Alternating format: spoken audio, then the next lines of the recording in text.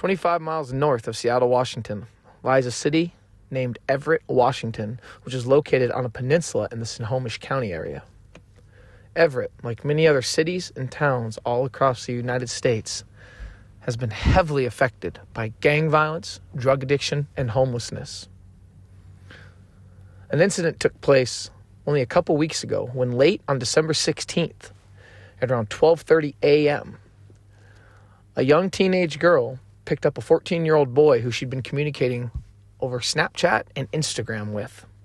Under the pretense of taking a walk and smoking marijuana, the teen got in the car with the girl, and although she began texting, and the boy was a little bit suspicious, he decided to go ahead anyway. The boy, all of 14 years old, was a Sureno gang member and was part of the South Side Locos clique. Upon arrival at Lions Park at around 12:35 a.m., two 17-year-old boys who had actually went to the same high school as the 14-year-old lied in wait. One was 17-year-old Norteno Gang member Milo Canales, along with his friend Hayden Loosebrink. They lied in wait as they waited for the female who had been communicating with them to get their victim that much closer. Once at Lions Park and out of the car, the two 17-year-old boys pounced and attacked the 14-year-old boy, dragging him into the woods. Yeah, well, you can see police have the park blocked off this morning, taped off. This is where that investigation is happening. This is where they're searching for a suspect after that stabbing happened. So we know that it was an underage person who was stabbed here overnight. They were seriously injured. They were taken to the hospital. At last check, they were in surgery.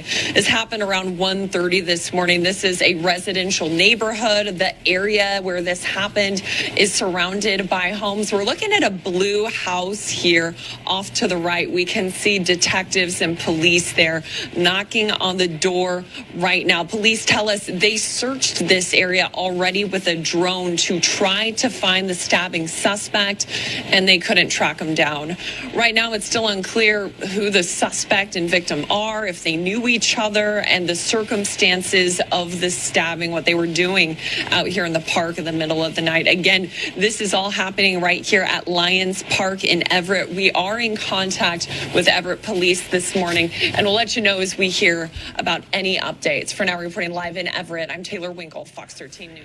A teen released 2 weeks after a robbery is now one of two teens charged in an Everett Park stabbing. And it's not just him. Court documents reveal a group of three lured the victim into Lions Park and stabbed him. The Snohomish County Prosecuting Attorney's Office believes this violent crime was motivated by gang activity. Fox 13's Dave Detling is at Everett Police Headquarters with more on the investigation of this disturbing case. Tied to a tree and stabbed multiple times. That is just some of the pain this 14-year-old had to endure. We want to warn our viewers, details involved in this case are disturbing. Lions Park in Everett, what usually is a playground for some, turned into a beating ground last week. Court documents state two 17-year-olds, Milo Canales and Hayden Loosebrink, led a 14-year-old into the park. They're both being tried as adults. Documents say another girl invited the victim to Lions Park to hang out.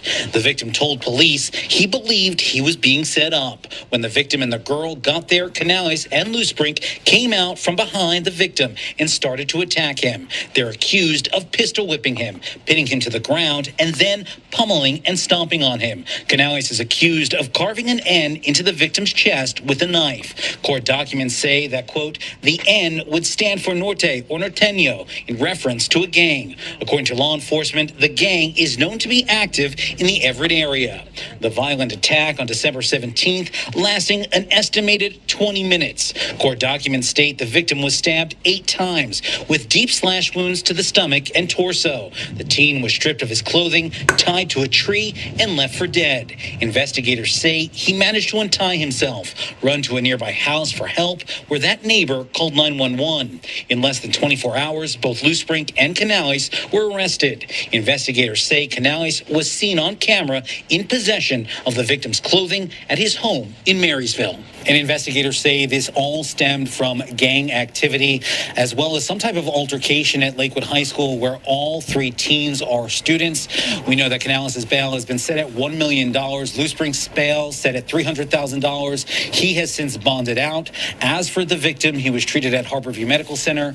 We know he is expected to survive. We, of course, will continue to follow this case as new details become available. Reporting from outside Everett Police Headquarters, Dave Detling, Fox 13 News.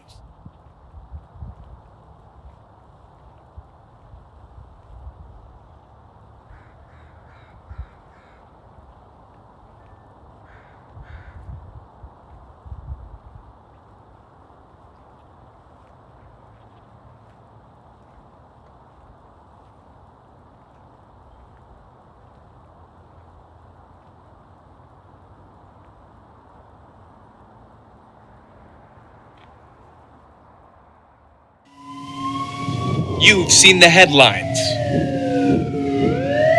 I've reported on it. Well, Jake, that teen in custody is just 16 years old. Kids committing violent crimes. Our top story this morning, more gun violence at a Seattle school. I got 5. Law enforcement experts across our region say the trend has hit a boiling point. I've been with the Renton Police Department for 29 years now, and it is the worst that our officers have probably dealt with in that time. We were seeing kids as young as 12 and 13-year-old committing these crimes. Renton Police Chief John Schultz says his city's stunned by the increase of juvenile crimes, especially the ones where kids are carrying guns.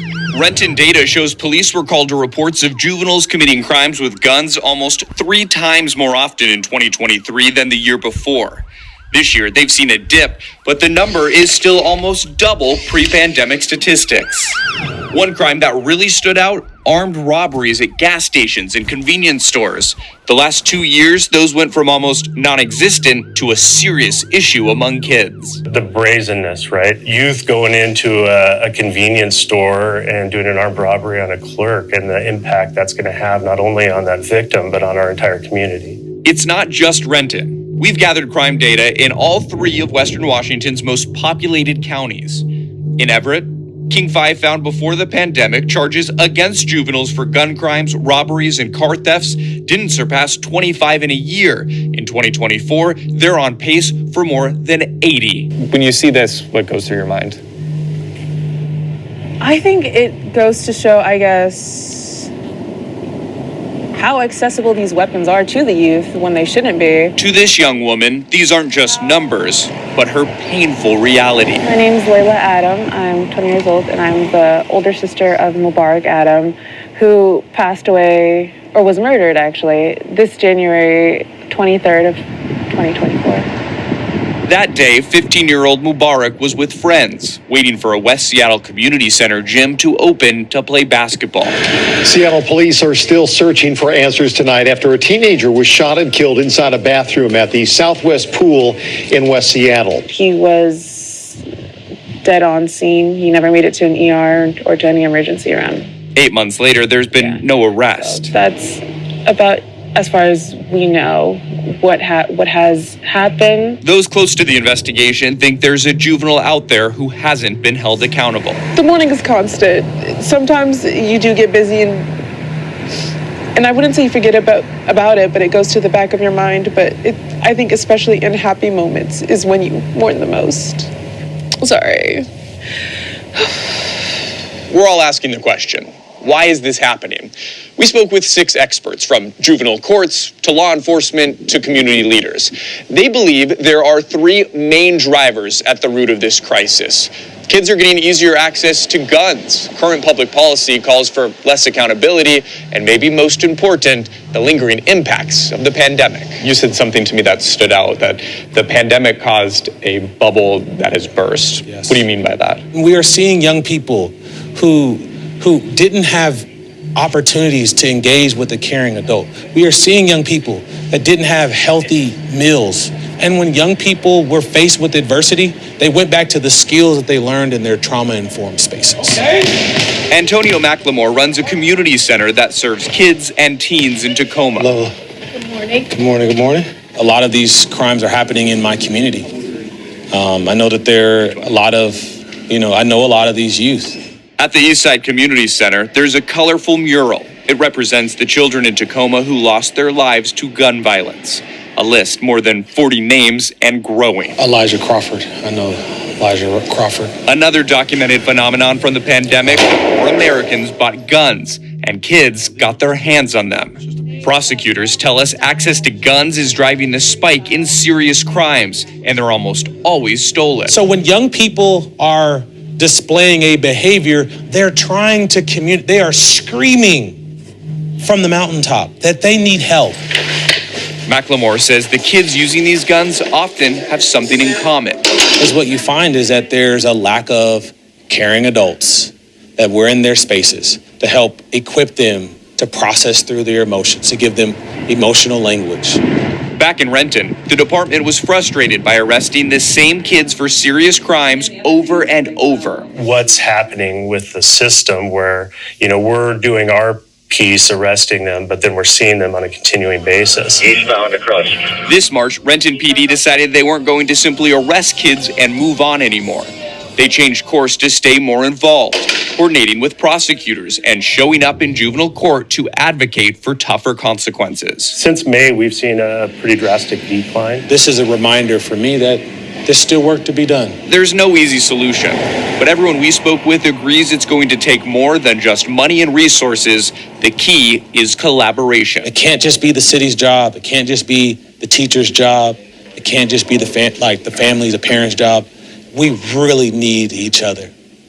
We really need each other. And that's what What's going on, you guys? Welcome back. Another episode of Greenlit Gang TV. Much love, much appreciation. Thank you guys for checking out the channel.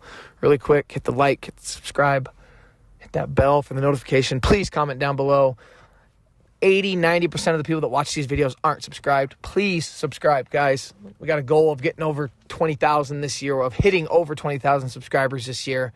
I can't do it without you guys hitting that button, without you guys commenting, without you guys liking. It means a lot.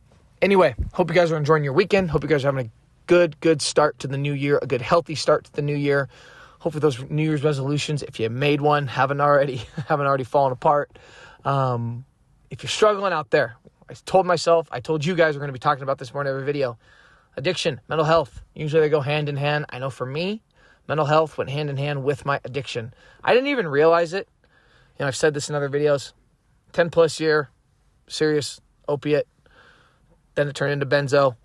Once that combination kicked off, all bets were off, and I was going to either end up in detox or I was going to end up in county jail. But my mental health, my mental health dwindled so fast over the years. And the older I got, the harder things got. And I remember I went to treatment one time and I talked to a guy who was in his late 40s. And I remember him saying, man, and he was coming in, the guy was half dead. I think his was mainly alcohol. He did some meth, I think, but it was mainly alcohol. And he told me flat out, man, the older I get, the harder it is to pick myself up and dust myself off. And if any of you know what I'm talking about, speak on it. Leave a comment down below. And this is for guys and girls. Ladies that watch my channel, you are worth it. If you've got family, if you got people that care about you, go see them. People that want the best for you, go to them. If you've got kids, go get your kids back. If you got the loser boyfriend that keeps sucking you back into addiction, leave them, dump them. I was that loser boyfriend. I had friends, have friends that I got to keep at an arm's distance that are still that boyfriend. Misery loves company. People don't want to be in active addiction alone. I was a little different. Yeah, I had girlfriends that I used with, but I usually did like to be alone. I will say that. I really did like to be alone. But anyway, you are worth it. Guys, girls, go get help.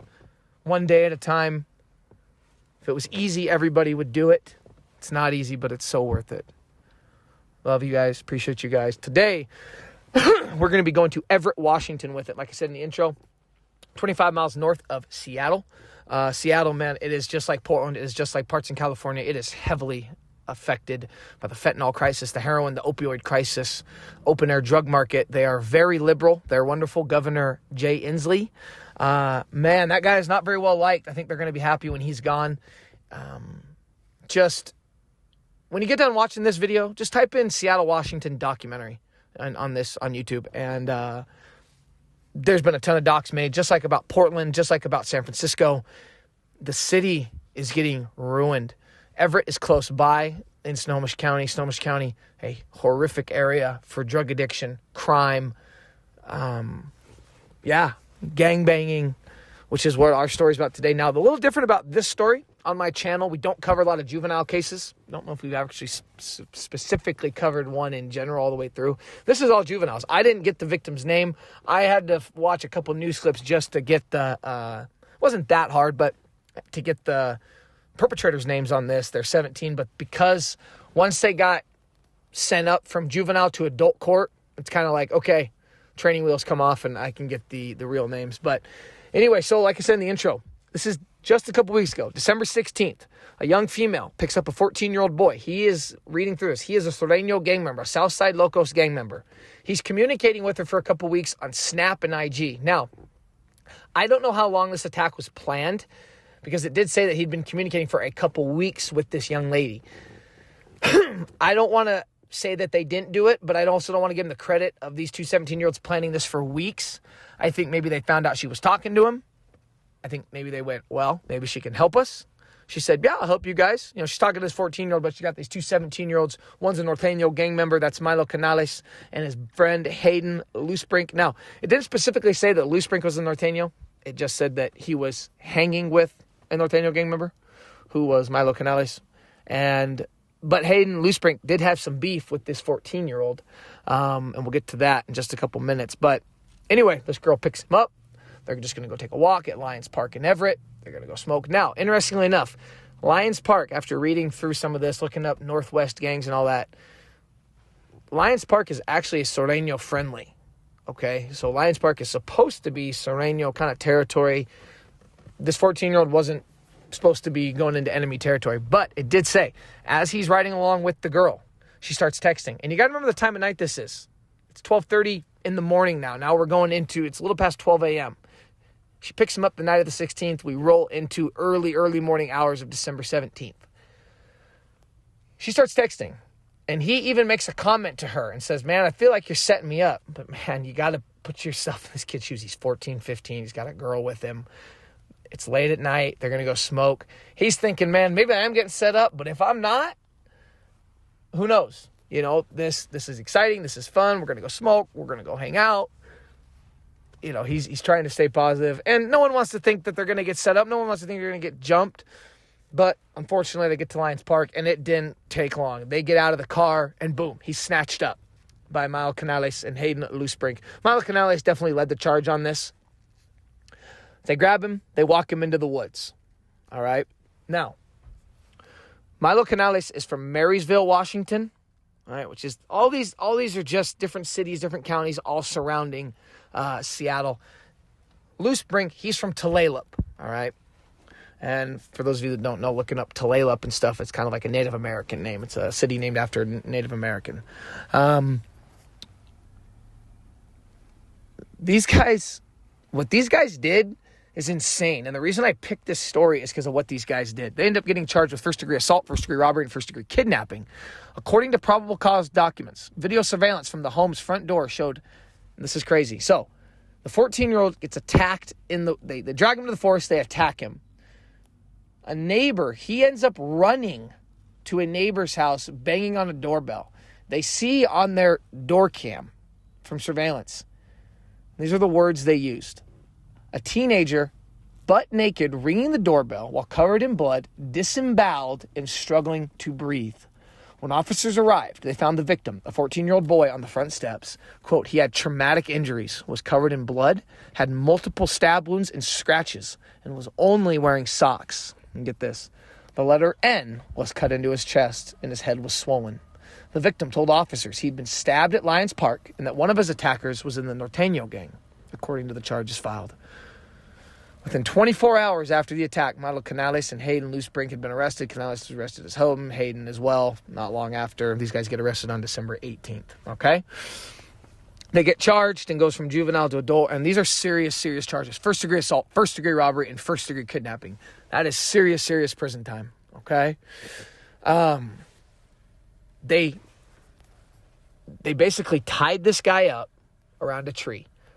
Beat him, stabbed him. They kicked his head in so bad his head swelled up like a pumpkin. They then carved an N into his chest. They almost killed him. And we'll get to kind of exactly what happened with that. They almost killed him. They left him. They left him for dead. They absolutely left him for dead. Okay? Now, all the teens, this is interesting, all the teens had went to a nearby, it's called Lakewood High School in Arlington, Washington. Canales is a member of the Norteno Gang. According to the charges filed in Snohomish County Superior Court, the boy and Canales used to hang out. So the 14-year-old and Canales used to be friends, but stopped, quote, because of gang stuff. Obviously, the 14-year-old is a South Side Sureno. He's a South Side Locos gang member.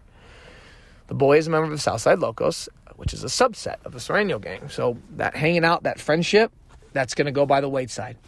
Now, for why Hayden Loosebrink didn't like him, it says the boy and Hayden Loosebrink didn't get along because he believed the suspect, so the boy believed Hayden Loosebrink had made fun of his sister. And get this, a few weeks before the stabbing, he had confronted Hayden Loosebrink. So a 14-year-old confronts a 17-year-old in the high school bathroom and wanted to fight, but Hayden Loosebrink declined. Before the stabbing, the boy had reportedly been communicating with that girl on IG and Snapchat, all right? And she picked him up. Specifically, she picked him up at the Country Burger near Lake Godwin. I put a picture up of that, all right? And they drove about 20 miles south, okay? So after they snatch him up, the suspects were wearing ski masks, but it says the teen immediately recognized them. They both had guns, and they started pistol whipping him, kicking him, beating him, and that's where that, you see that, where they talk about the head swelled up. They then pinned him to the ground. The Marysville boy, that's Milo Canales, okay, he stabs him. According to prosecutors allege that both of the suspects reportedly stomped on him. Canales then carved an N on his chest for Nortenos, according to the charges. At one point, this is Hayden Loosebrink. This is who the 14-year-old boy had confronted in the bathroom over possibly making fun of his sister and said, "I want to fight you." He put a gun in the 14-year-old boy's mouth, but later said, "Nah, I won't kill the teen." He just wanted to make the victim suffer. Hayden Loosebrink had reportedly told the boy, quote, "This is what you get for acting tough." Eventually, the suspects forced the teen to take off his clothes at gunpoint. They used the clothes to tie him up to a tree. They took his shoes and other belongings and, quote, left him to die, Deputy Prosecutor Melissa Samp wrote in the charges. And the alleged attack lasted about 20 minutes. After we sure that they had left, he reportedly untied himself. He went to the nearest home for help. He was taken to Providence Regional Medical Center in Everett for emergency surgery, then transferred to Harborview Medical Center in Seattle. He had at least 8 penetrating stab wounds, according to court papers. A doctor opened the doctor's opinion, was that the boy would have died within days or weeks if he didn't get medical care. And then goes on to talk about how the police arrested the boys, the suspects, in a couple days. Outside of one of the boys' houses, which ended up being Milo Canales' home, they found bullets, the boy's shoes, and also in a garbage can outside, they found a bloody sweatshirt and boxer shorts. And on his possession, Canales also had more of the victim's bloody clothing. It's like, God, you just kept all that stuff, all right? And then that same day, that's when they go pick up Hayden in his hometown in Tulalip. And like it talked about, located specifically at 7530 Cascade Drive, it's considered a safe haven and Sureno territory, all right? And the boy had actually been a tagger there. He tagged the park in months past to try to hype up the South Side Locos 13, and he even admitted that freely to police. In his preliminary appearance in juvenile court, Judge John Scott set bail at $1 million for Milo Canales and $300,000 for Loosebrink. Loosebrink ended up posting bail and got released. And some people had spoke out and said they should have been higher. It should have been $750,000. But yeah. Now, for a little background, and I put that video up of, that 5-minute news clip about gang violence, but it's getting younger, okay? Milo Canales, a month before the stabbing of the 14-year-old boy, he had allegedly robbed people of their shoes and jewelry at gunpoint in Seattle. He was released from custody in that case on December 2nd, so he's pending charges for a robbery committed in Seattle on December 2nd. 14 days later, he's basically stabbing to death a teenager at a park for gang violence. His public defender, Elaine Welley, took issue with prosecutors charging him with the stabbing as an adult. Her client, quote, is presumed innocent and despite being a child, is charged as an adult. Whaley wrote in an email Wednesday. Charging him as an adult ignores the science behind the positions of the Supreme Court of the United States and the Washington Supreme Court that, quote, children's brains are not fully developed until their mid to late 20s, so they should be treated differently than adults. Pause. Okay. this is, I want to hear what you guys think. Please comment down below. Should they be charged? What I want to know, because this is something that has gone on for decades. Ages of people that can be charged as adults for their crimes. You see those cases where the 15-year-olds, the 14-year-olds. I just watched a doc on HBO Max, guys that are trying to get out for parole. The one guy committed a crime at 14. He's been in there 31 years, and they're like denying him. Like, he's not even close to getting out. They think he's going to do another 10 years. So I really want to know what you guys think. I will say this, in my opinion, I feel like 17 is close enough. Now, I do agree with the developmental, the brain part. As male, I don't know so much about female. I do know as male, they say when you turn 25, you're fully set in your ways. Your brain's developed by then. But I do agree with, and I talked about this in a few other videos, there was a case with a 19-year-old did something. Now, this is heinous. Now, Milo Canales, too, just a few weeks prior, was robbing people in downtown Seattle at gunpoint. So something has to be done. He has to go do time. But I don't think life without parole. I don't think you forever lock up and throw away the keys. Yes, it's a bad crime. Yes, it sounds gruesome. Yes, it's bad. But at the end of the day, he didn't kill anybody. I think he needs to spend his 20s in prison, if I can say that. I think he needs time to grow up, develop, face what a reality is. But I do believe they both deserve a second chance. I 100% believe that. But that's easy for me to say. I'm not a murder victim. I'm not somebody who had a mom or husband or a wife, a father, a son. You know, I wouldn't have a husband. God, I just caught myself. I'm going to get crap for that. But you know what I mean. You know, I get it. If you are a family member or you have a loved one or a spouse that was murdered by a juvenile, you might think differently. But anyway, it's crazy out there, guys. You got to stay safe. You got to keep your head on straight. Stay out of dangerous situations. Keep your kids safe. And just wanted to bring this one to you guys. Much appreciation for all the support. I'm excited to kick off this year. So I'm staying locked in with you guys on this channel. I will say really quick, if you made it to the end of this video, I just started a TikTok channel where I'm posting these videos. I'm just starting it out. I need to start doing some clips and some different things because I know you guys are like, well, why would we go over to your TikTok when we can watch the same thing here? I get it. I'm messing with it. I'm also... I don't know when I'm going to do it, but I am going to do merch. I am. I think I need some more subscribers. If you guys have time, let me know what you think about that. But anyway, much love, much appreciation. And until next time, you already know what it is. Peace.